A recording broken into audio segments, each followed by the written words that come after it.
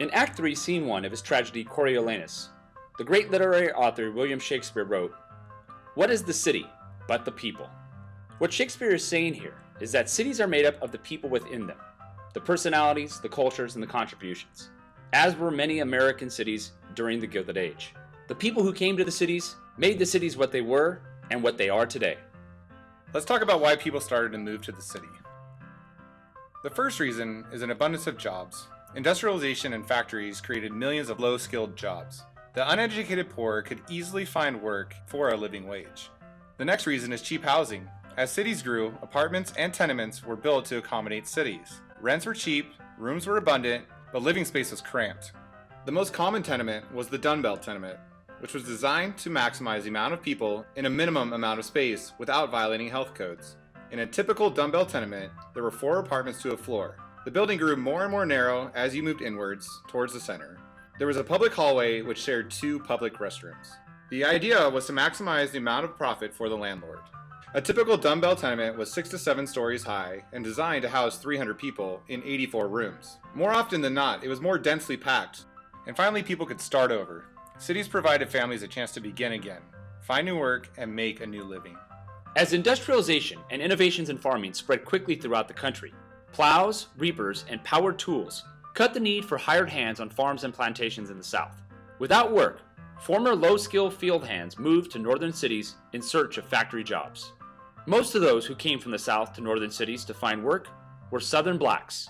Freed slaves and impoverished African Americans were hit especially hard because Southern farmers were more inclined to hire poor whites first ahead of blacks on Southern farms. African Americans were also trying to escape racial prejudice, economic hardship, and political oppression in the Jim Crow South. It is important to note, however, that African Americans faced prejudice and discrimination in northern cities too, just not to the degree that they did in the South. Cities and urban centers were attracted to new immigrants coming in from other countries. As cities' populations swelled, pressure on immigrants became intense. Overcrowding and urban problems were blamed on immigrants. All of this leads to the Americanization movement. The Americanization movement was an educational program offered to immigrants to help ease them into society. This movement helped to assimilate immigrants by teaching immigrants to read and write in English. This program also helped to teach immigrants U.S. history, civics, and government.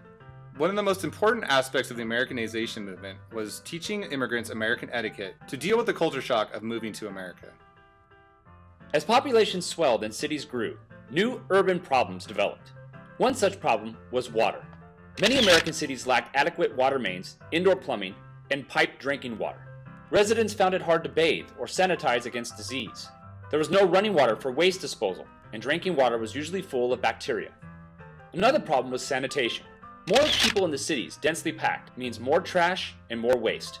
It was common to see horse and human waste flowing in gutters and streets. Poisonous smoke filled the air from factories, making it harmful to breathe.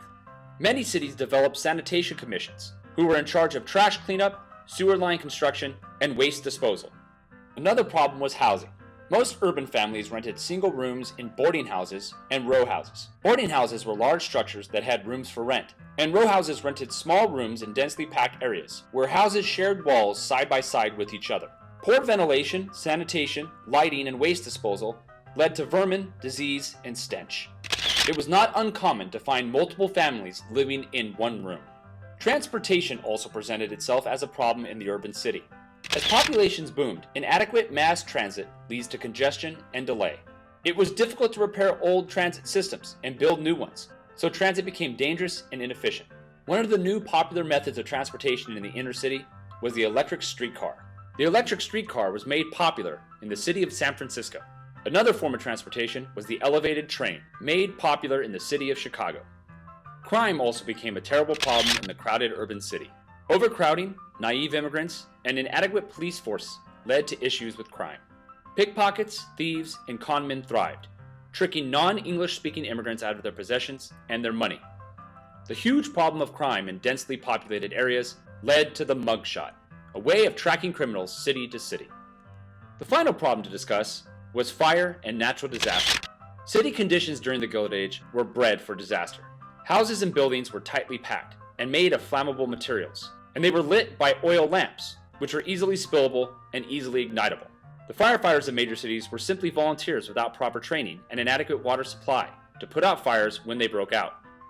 Two natural disasters of the Gilded Age that were enhanced by the problems of urbanization were the Great Chicago Fire of 1871 and the San Francisco earthquake of 1906.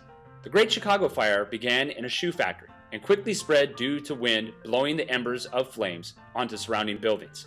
All in all, over half the city of Chicago burned to the ground in 1871. The San Francisco earthquake destroyed a majority of the city. It left thousands dead and homeless. Here you can see some of the devastation brought about by the San Francisco quake of 1906. City Hall was virtually destroyed. Fires broke out throughout the city, and there were not enough first responders to deliver aid to the victims. As urban problems got worse, there was an urge for reform to fix the issues. New sewer lines and water systems enhanced sanitation.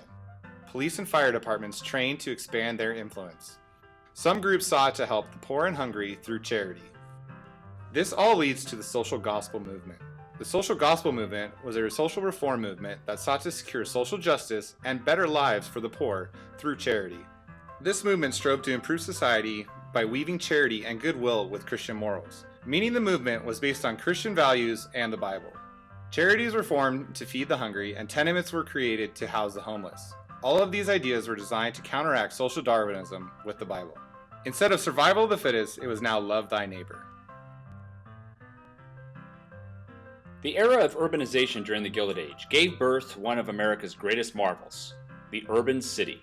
Made possible by steel, electricity, a booming urban population, and the ideas of great individuals, the American megacity rose like a monument to American success. Every major American city today is defined by its skyline and the people who live in it. Cities like New York, Chicago, and Los Angeles are defined by the immigrants and the cultures and contributions brought to them during the Gilded Age. The marvels we have today of housing, transportation, and crime prevention came about from the urban problems of the Gilded Age. The social gospel movement, which strove to eliminate the problems of urbanization, give way to great organizations like the Salvation Army, Goodwill, and the YMCA. And America's cities continue to remind us today how great we can possibly be.